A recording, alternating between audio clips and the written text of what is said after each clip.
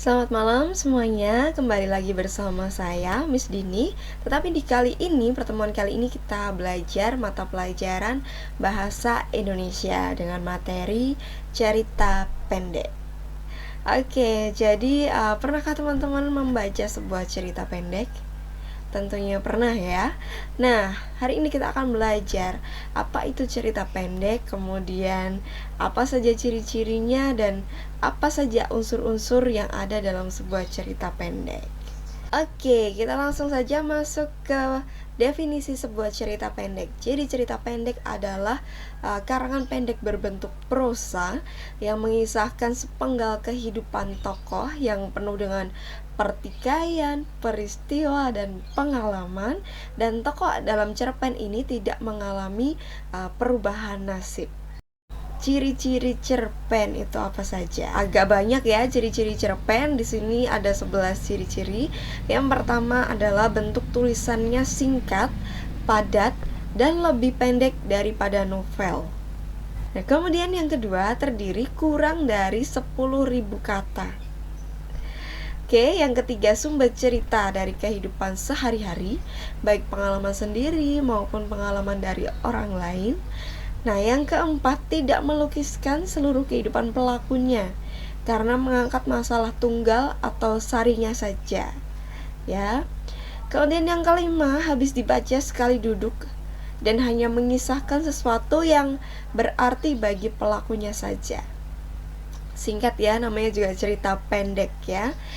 Terus yang keenam, tokoh-tokohnya dilukiskan mengalami konflik sampai pada penyelesaiannya. Ada konflik dan ada di penyelesaiannya juga. Kemudian yang ketujuh, penggunaan kata-katanya sangat ekonomis dan mudah dikenal masyarakat. Yang kedelapan, sanggup meningkatkan kesan mendalam dan mampu meninggalkan efek pada perasaan pembaca. Kemudian yang kesembilan, menceritakan satu kejadian dari terjadinya perkembangan jiwa dan krisis, tetapi tidak sampai menimbulkan sebuah perubahan nasib. Kemudian yang ke-10, beralur tunggal dan lurus. Dan yang terakhir, yang ke-11 adalah penokohannya sangat sederhana, singkat, dan tidak mendalam. Oke, itu adalah ciri-ciri dari cerpen atau cerita pendek yang habis dibaca sekali duduk. Kemudian sekarang kita akan belajar menganalisis unsur-unsur yang ada di dalam cerpen. Jadi ada dua unsur, ada intrinsik dan juga ekstrinsik. Nah, sekarang kita akan belajar tentang unsur intrinsik dari sebuah cerpen.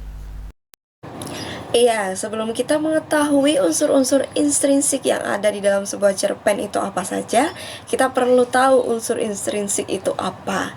Nah, jadi unsur intrinsik itu adalah unsur yang membangun karya itu sendiri.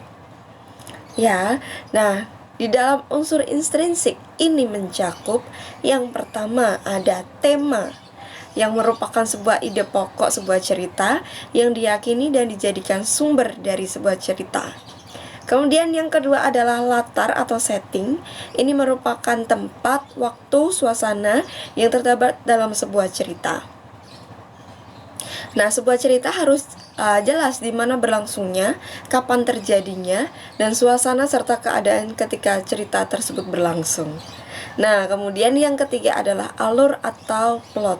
Ini merupakan susunan peristiwa atau kejadian yang membentuk sebuah cerita. Keempat adalah perwatakan yang menggambarkan watak atau karakter seseorang tokoh yang dapat dilihat dari tiga segi, yaitu melalui dialog tokoh, penjelasan tokoh, dan penggambaran fisik tokoh. Kemudian yang kelima, unsur yang kelima adalah sudut pandang. Ini merupakan bagaimana cara pengarang menempatkan atau memperlakukan dirinya dalam cerita yang ditulisnya. Apakah ia bertindak sebagai tokoh utama? Apakah ia hanya berperan sebagai pengamat saja? Apakah ia hanya bertindak sebagai penonton? Nah, cara penulis untuk menjelaskan watak dari seorang tokoh itu ada berbagai macam. Nah, beberapa di antaranya yaitu yang pertama, melukiskan bentuk lahir dari tokoh atau pelaku. Kemudian yang kedua, melukiskan jalan pikiran tokoh atau pelaku yang melintas dalam pikirannya.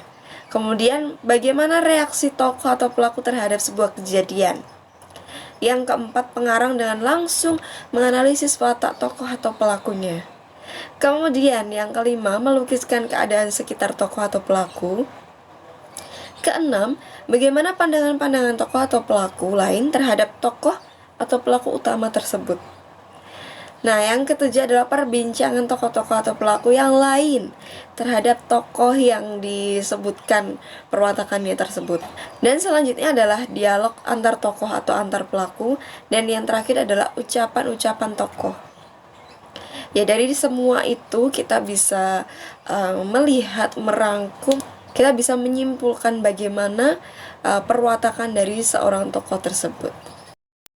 Baik, kalau tadi kita sudah mempelajari tentang unsur intrinsik yang ada di sebuah cerpen atau sebuah karya. Nah, saat ini kita akan mempelajari tentang unsur ekstrinsiknya. Nah, unsur ekstrinsik sendiri merupakan nilai-nilai kehidupan yang terkandung dalam sebuah karya tersebut atau dalam sebuah cerpen ya. Nah, nilai-nilai itu adalah sebuah norma-norma yang terdapat dalam kehidupan bermasyarakat.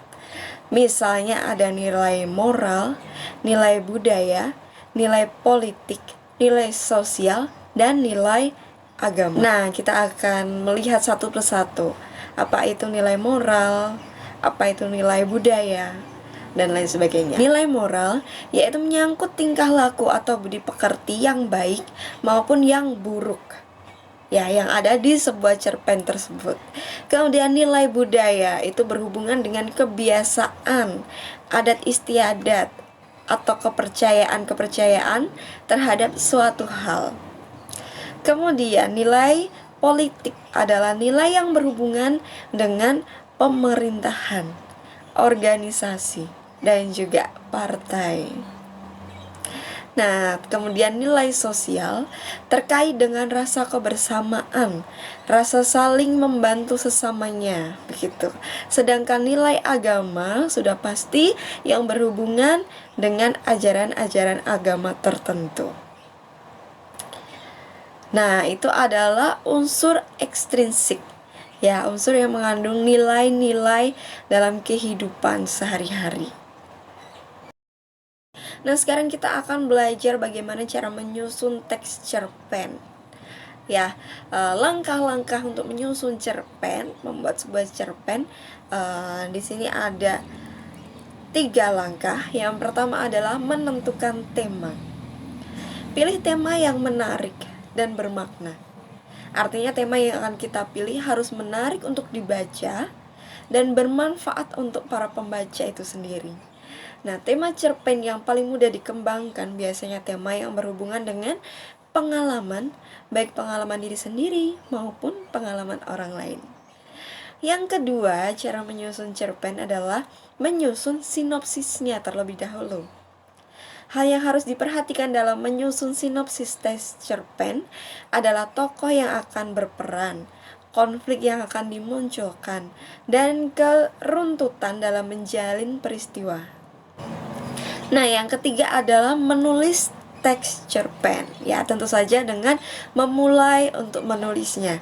Nah, tidak lupa untuk terus memperhatikan unsur ekstrinsik dan juga unsur intrinsik yang terkandung dalam sebuah karya yang akan Anda susun.